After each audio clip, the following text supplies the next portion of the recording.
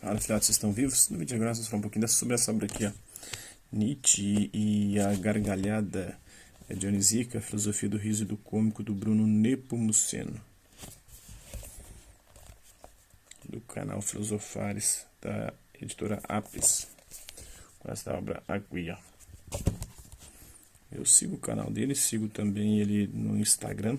Inclusive ele me segue também, de vez em quando ele curte alguma coisa ou outra minha. O livro Nietzsche e a gargalhada dionisíaca, a filosofia do riso e do cômico, analisa o significado do caráter cômico do riso na filosofia nietzschiana. Eu gosto muito de humor, inclusive no meu canal eu uso muito aqui, faço muito uso de piadinhas, de zoeiras. Nas minhas aulas também eu estudo humor há um bom tempo já, com o objetivo justamente de tentar aplicá-lo, né, de forma de stand-up comedy ou de formas similares com piadas nas minhas aulas, tendo como pano de fundo a passagem da metafísica de artistas para a chamada fisiologia da arte. Para isso explicita as mudanças no conceito dionisíaco no pensamento do autor alemão, um acontecimento que potencializa uma rica exploração da temática do riso por seus escritos. Apresenta a crítica nietzschiana ao filosofar tradicional e aos métodos filosóficos por ele assumidos desde uma ótica cômica, propondo o riso como superação da vontade de verdade. E explana como o riso aparece na obra Assim Falou Zaratustra, como elemento-chave a favor das possibilidades de afirmação da vida, da vontade de poder, né? Como encontrar motivos para afirmar a vida diante do absurdo, sem deixar de ser apenas um joguete nas mãos do dever? É a arte que continua dando ao homem possibilidade de ser criador e autor, oferecendo-lhe material para lidar com suas questões. É ela que propulsiona, não para criar algo exterior a si mesmo, mas para criar a si mesmo. A obra de arte torna-se o próprio viver do ser humano, constituído e delineado sem apoios exteriores à imanência. Na risada embriagada, o artista quebra o acordo que o homem socrático ocidental firmou com a lógica, quando desfaz os laços da necessidade metafísica da justificação da vida. É no corpo, nas suas pulsões e possibilidades, e também nas relações que estabelece que estão suas maiores capacidades. Nietzsche se embebeda de Dionísio e, sob suas lentes, enxerga e interpreta a terra.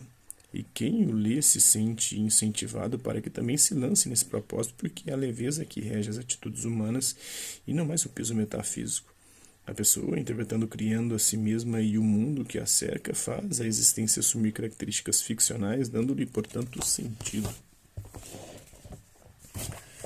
O Bruno Nepomuceno é mestre doutorando em Estética e Filosofia da Arte pela Universidade Federal de Ouro Preto, licenciado em Artes Cênicas pela UFOP e bacharel em Filosofia pela Faculdade AFAM, não sei, faculdade da onde que é. Atua como professor de filosofia do ensino regular e de cursinhos preparatórios na cidade de Belo Horizonte, capital aqui de Minas, né? Produz conteúdo educacional em vídeo para a internet e pelo canal Filosofares que eu acompanho, e publica contos de ficção para o projeto Histórias Incompletas. Esse projeto dele, eu já ouvi ele falando muito no canal dele, mas não conheço ainda. Gosto também de trabalhar com literatura. Eu tenho um bocado de livros publicados, mas os meus livros são todos virtuais. Ainda não tenho esses contatos bons para poder publicar obras físicas, né? Eu publiquei na Amazon, tenho mais de 3 livros publicados já. História da filosofia, de autobiografia difamatória, algum de piada, só de humor sobre o Bolsonaro, zoando Bolsonaro. Outras de uma antologia poética, né? Antologia de um poeteiro. Trabalho com poesia também, contos, tem várias coisas. Tem várias obras lá. Depois vocês procurem, pesquisem aí, quem assistir esse vídeo, né? Então, aqueles todos leves visões dançantes esquecidos, criadores embriagados, loucos, rebeldes, inconformados, afirmadores, pueris, que reconstroem a cada dia a si e o mundo. E ele viver profundamente. Milan Kundera no livro do riso e do esquecimento. Não conheci essa obra do Kundera. Tem algumas obras dele aqui, mas não tinha essa. Vou procurar depois. Vamos ao prefácio, ver se é um prefácio ou se é um predifício. Bora lá. É sabido que os compromissos da filosofia de Nietzsche com a arte são decisivos. Ao pensar a arte e ao pensar com ela, ele logra redimensionar preocupações e repertórios tradicionais na história da filosofia, trazendo muita força para o que, em meio a mediações complexas, segue sendo pesquisa da verdade, no seu caso, bem rente à vida. Por outro lado, também é sabido que os programas e os caminhos tomados para o desenvolvimento dessa filosofia, que se quer trágica e afim do Dionisíaco, muitas vezes são equívocos entre si, seja quanto aos pressupostos para o pensamento, seja quanto às teses sustentadas por ela em momentos diferentes. A oscilação entre as inclinações metafísicas que embalam o nascimento da tragédia e o engajamento naturalista a favor de uma fisiologia da arte que aparece depois ilustra bem em sede estética tais discrepâncias. Não é pequena dificuldade que isso acarreta para o leitor. Ora, o primeiro apelo deste livro, do Bruno Nepomuceno, está aí. Encontramos nele um delineamento abrangente dos horizontes conceituais abertos pela ocupação de Nietzsche com a arte, dando ao interessado uma visão de conjunto daquele que é, afinal, um território teórico acidentado. Graças à organização proposta por sua leitura, fica claro como emergiram certas questões, porque elas foram desdobradas como aparece na obra, e principalmente porque seu sentido às vezes é tão elusivo, sendo o exemplo mais notório a fixação de uma fórmula definitiva para o próprio Dionisíaco, tema-chave na reflexão levada a termo. Deveras estimulante também é o fio de meada arranjado para o percurso. Se a tragédia é canto e encenação das peripécias de Dionísio, habitualmente a ligamos ao lado mais sombrio da existência, correlato ao dilaceramento do Deus, que com as suas as mulheres que o acompanhavam, eu esqueci o nome, acho que é Mênades, que acompanhavam ele, elas dilaceravam todos aqueles, depois de uma orgia, de regada a muito vinho dionisíaca, elas esquartejavam os seus amantes. A perspicácia do Bruno, neste ponto, leitor fiel de Assim Falava Zaratustra, foi enfatizar e aproveitar as últimas consequências do nexo entre a frequentação dos abismos, do sofrimento e o cultivo da aptidão para a alegria e o júbilo, que fala da regeneração do Deus tornado criança. Medido bem a distância entre esses dois polos da nossa condição, o estudo circula pela via que os reúne, contínua, segundo uma filosofia situada além de bem e mal, provando o caráter consequente e produtivo da tomada do riso como canal de acesso ao coração do corpus nietzschiano, o cultivo da afirmação. Importa acrescentar que, a par da precisa restituição da chamada relojoaria conceitual que rege o trabalho do filósofo alemão, amparada em ampla revisão da literatura correlata a serem conferidas pelo leitor, um fator peculiar autoriza ainda mais a presente abordagem de Nietzsche e os resultados que ela oferece. A vivência de artista de seu autor e sua sensibilidade treinada na prática teatral conferiram desenvoltura inusitada ao tratamento de temas geralmente estranhos para gente com temperamento ou experiência estritamente filosóficos. Familiarizada com o fazer artístico, a percepção das ideias em jogo não descuidou da restituição de sua tessitura dramática, proporcionando ao leitor uma visão em nada abstrata de sua incidência em nossa vida. Assim, o que de melhor espera o leitor nas páginas que se seguem é um convite à reconsideração de suas expectativas sobre como devemos viver, sinalando o que foi provado pelo Bruno e, ao contrário do que sustentaria um juízo convencional, riso e seriedade combinam bem juntos. Talvez seja desejável, após Dionísio, aprender a lidar com os temas mais graves que se nos apresentarem em nossa jornada desde uma perspectiva risonha.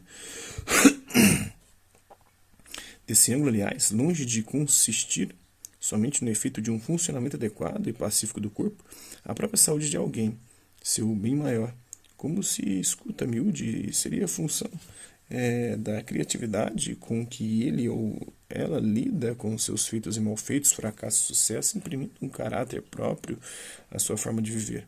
Quem sabe, a partir do contato com este livro, ele ou ela conseguirão contribuir para o aperfeiçoamento de uma tipologia do riso, tomando por si mesmos os rumos da gargalhada de ouro, tão bem mapeados aqui. Professor Dr. Olímpio Pimenta, da Universidade Federal de Ouro Preto, deve ser orientador. Se não me engano, isso aqui foi a tese de mestrado do Bruno, Tem a lista aqui das obras escritas de Nietzsche, de abreviaturas delas. Como elas vão aparecer: Aurora, Anticristo, Assim se Falava Zaratustra, Para Além do Bem e do Mal, Considerações Extemporâneas, Crepúsculo dos Ídolos, O Caso Wagner, Um Problema para Músicos, O Drama Musical Grego, que Homo, Como Alguém se Torna o que É, Fragmentos Póstumos, H é Ciência, Analogia da Moral, Humano Demasiado Humano 2, O Nascimento da Tragédia, Sócrates e a Tragédia, A Visão dionisíaca de Mundo, e Sobre a Verdade e a Mentira no Sentido Extramoral. Vamos à introdução Então, né, um trecho dela aqui, no ano de 1886, para a segunda edição de O Nascimento da Tragédia, Nietzsche escreve a tentativa de autocrítica, que seria uma espécie de prefácio que apresenta sua nova visão para a obra. Quando escreveu, no início de seus empreendimentos filosóficos, ainda ligado à filologia e às inspirações wagnerianas e schopenhauerianas, desenvolveu um texto ainda muito preso ao universo metafísico que posteriormente criticou de forma corrosiva e contundente. No dito prefácio tardio, Nietzsche inicia o texto reconhecendo que o livro é problemático justamente porque surgiu de uma época problemática, de sua relação com a guerra, ou seja, com o sofrimento, e por isso nasceu como forma profundamente pessoal de tentar entender a existência a partir dos gregos. Seus olhos ainda metafísicos haviam reconhecido prontamente que somente os gregos conseguiram assimilar a força massacrante da existência a partir da produção artística trágica. No entanto, a forma com que o filósofo interpretou tal acontecimento e o colocou nas letras de sua primeira obra estavam, segundo sua própria leitura posterior, equivocados.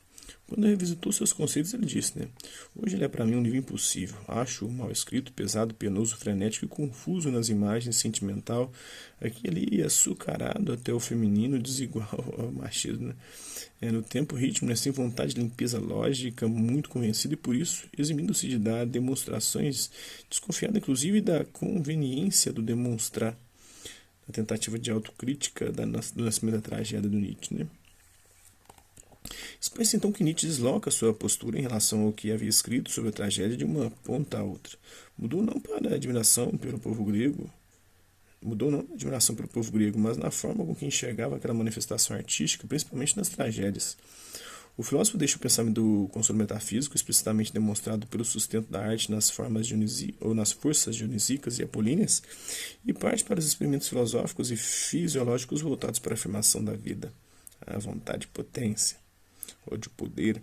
Nietzsche deixa claro que havia encontrado nos gregos não o pessimismo, mas a alegria, a serena jovialidade que tanto almejara. Assim, ele propõe uma nova visão sobre o assunto do livro, não mais sob a seriedade e rigidez próprias da metafísica, mas agora na leveza de quem prefere a arte do consolo deste lado de cá, na sua tentativa de autocrítica. O abismo existencial percebido pelos gregos e muito bem encarado por eles, pelo espírito trágico, precisava agora ser enfrentado de outra maneira, uma vez que a modernidade na qual o pensador estava inserido não possuía mais condições de ressuscitar o espírito ático, vide a decepção que o autor sofreu com a ópera wagneriana. É isso aí, espero que vocês tenham gostado do vídeo. Quem curtiu, dá um like, quem não curtiu, dá um dislike. Quem se interessar pelo conteúdo do canal, é só se inscrever, ativar o sininho e guardar os próximos vídeos e as próximas notificações. Deixe também seus comentários em que você tem achado dos vídeos, sugestões de temas de assuntos para serem abordados em vídeos posteriores. E colabore com o nosso canal, compartilhe os nossos vídeos e ajude-nos a chegar ao maior número de pessoas possíveis. Gostaria aqui de agradecer aos mais de 2.400 inscritos no nosso canal. Agradecer também aqueles que garoto por conta de conteúdo do passo por aqui, deixando sua visualização, seu like, seus dislikes, seus comentários. E aqueles que compartilham nossos vídeos, compartilham nosso canal, seja aqui nessa plataforma no YouTube ou outras redes sociais. No mais, é isso aí. Hasta la vista, babies, e até a próxima.